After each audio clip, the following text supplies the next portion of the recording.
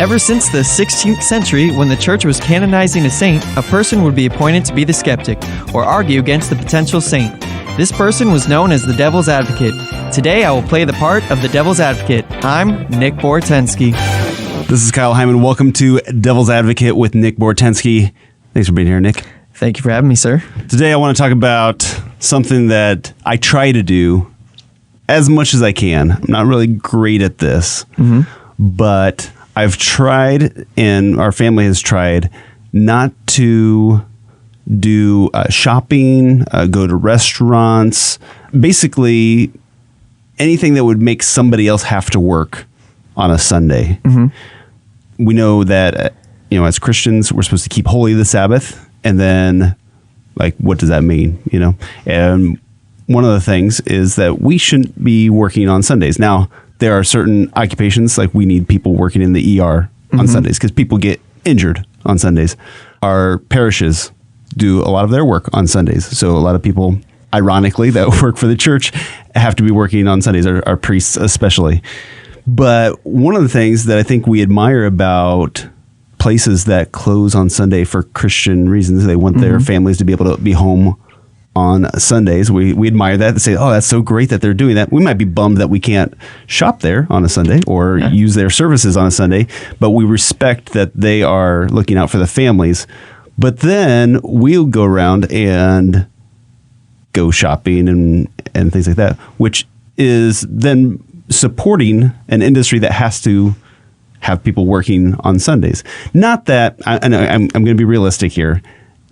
I know that just because I don't do my grocery shopping on Sunday doesn't mean the grocery store is going to start closing on Sundays because, if Kyle's not going, I guess there's no reason to be open. You mean Catholics aren't the only people in this world? Well, even if all Catholics would decide that they weren't going to do any shopping on Sundays, it probably would not affect a whole lot. Maybe if all Christians would need to hire as many people and stuff. But I think we need to not only think about the ends, but the means. So even if nothing changes, what are we doing? Are we doing our part? Are we contributing to it? So before I give you a chance to rebuttal here, I want to quote the Catechism. Paragraph no, that's not fair. 2185. 2185 says, on Sundays and other holy days of obligation, the faithful are to refrain from engaging in work or activities that hinder the worship owed to God, the joy proper to the Lord's day, the performance of the works of mercy, and the appropriate relaxation of mind and body. First of all, that's just a cool sentence altogether, because it's not just about worship, but also relaxing. We should be spending that time relaxing, which I like that command, if you will. Not something that I'm great at, again, because then I'll be like, oh, we got to do yard work and stuff like that. No, we're supposed to be relaxing. But also, you might say going out to a restaurant is relaxing for us because then we don't have to cook and it's easier for us to focus on the family and not on working. But by doing that, now that business has to stay open and all of the people that work for there have to be working on a Sunday. So something that we try to do as a family, cut back at least, if not try to avoid as much as possible, any kind of patronizing a business on a Sunday. All right. Yeah. So I have to admit, this is a bit of a tough one to try and rebuttal, but I'll just throw a few things out there just to at least get an idea. So basically, take into account this. I mean, you kind of can relate to this a little bit, but let's just say both parents are working 9 to 5, right? And Monday through Friday? Monday through Friday, okay. 9 to 5. And this is just, pretty much stereotypical of these days. And, do you want them to go shopping in the evenings rather than spending the time with their kids and, having family dinner, helping the kids with homework and doing things on the evenings there? Would you rather have them doing the shopping there? But that's still taken away from family. And then Saturdays, almost all the time these days, are going to sporting events or going to recitals, things like that. Saturdays get filled up so quickly, it's kind of crazy. Yeah. And so what day do they feel like they have left to do their shopping? Sunday. 4th of July. Yes. One time a year we're going to go grocery shopping, stock up. Yeah. But just things like that, because if there is a stay-at-home parent, they have the quote unquote luxury of being able to shop at any time during the day, but that's not again, quote unquote luxury that every parent has. So that's why like a lot of parents will leave it for Sunday, because that's the time that they do have to do it. Now I know you could counter with, okay, we'll make the effort to do it on the evenings or go out early Saturday morning or things like that. But then the other thing I also have to say is, let's just say on Sunday you're going to make dinner, right?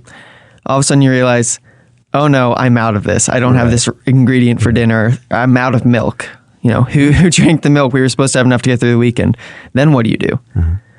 So just like small things like that, I kind of kept trying to think of. And then see, that's when you go and you knock on the neighbor's door and say, hey, could I borrow some milk? We're making some cookies and I forgot, we ran out. And now, do you have to walk like 2 miles to do that from your house? It gives you that conversation with a neighbor. And I think that's something that that's another topic for another day, is this idea of independence. Like, we couldn't actually depend on another person to help us. We have to be self-sufficient and self-reliant in everything, which misses out on an opportunity for community. And so I guess continuing on, like other things that I guess I would hear as common reasons why people do shop on Sunday is, at least when it comes to couples, not necessarily bigger families, because this becomes kind of chaotic if you do it with families, is Sunday is time for family. And a lot of couples and so forth, like instead of just staying in and, playing euchre, they're going out and doing their shopping together, and that's their way of being together and spending time together. They go out and they go shopping, and then they, go out to eat or things like that. That's the way they do spend their family time, and that's the way they like and enjoy spending their family time. So what would you say to people like that? You should only go to places that are run by Hindus or because they aren't following these commandments. Sunday is Chinese restaurant Sunday. Yeah. Well, only if they're practicing a different religion. No, I think part of it is planning ahead. A couple of things that you mentioned is whenever you're stuck in the situation, and that's probably when we end up going shopping on Sundays. But to think about it, if you are intentional about it, and this is something that you wanted to take on as a person, as a family, as a couple, whatever, that you have to think ahead. You have to think about, okay, we want to relax on Sunday, and we want other people to relax on Sunday. We want them to be able to enjoy the Sabbath. So what are we going to have to do to make that happen? In the same way, like if you're planning for retirement or to buy a home or something like that, you plan for it ahead of time because it's something that is important to you. And if you get caught the last minute, like, oh, we forgot to, save some money for our retirement, and then like, whoops. Well, yeah, that's because you didn't plan ahead. The problem is we're so busy, like you said, both parents working full time and kids in 1,000 different things, that we don't make those plans, which that would gets into another whole subject is, why are we so busy? How can we cut back on things? Even if that means that we're making sacrifices in either lifestyle because of finances, because we're going to be working less or taking a job that doesn't demand as much of us, or if we are missing out on opportunities like sports and things like that, because we see that it's more important that we have this time to relax. So it can be a domino thing, like we didn't do this, we didn't do this, so then we're stuck with this on Sunday. Or we can back up and say, like, if we want that to be available on Sunday, what are the steps we have to do now to make that happen? Even if it's like planning a month ahead. Like, okay, we're not going to be able to do this right now because of the schedule. We already have sports and this and this and this. But what if, okay, starting this spring, how can we implement this more? Yeah, I would just say with that, like, there's so many times where you see people saying, we're going to start doing this. Yeah. How many people actually end up really doing it? Unless you start tomorrow, it's just not going to happen. But then, like, the other thing I'm thinking of when we're talking about this is even taking just religion and faith out of this, like, look at holidays. Thanksgiving, people are working. Christmas, people are working. Thanksgiving it is a holiday, but it's not a feast day. But in the catechism, it did say on Sundays and other holy days of obligation. So yeah, Christmas. But stores are open then. Sure. And how many people go out and, I know actually a lot of Catholic families who will go out and watch a movie on Christmas Day. Like, that's just their tradition. Right. But then, that's honestly falling into the same subject of why are you going out there and doing that? Because you're making other people work on this holiday. Yeah. So it's just one of those things where it's just like, if you're going to commit to it, you got to commit to it all the way. And that's going to be tough for a lot of people to do. It is a, inconvenience in today's times.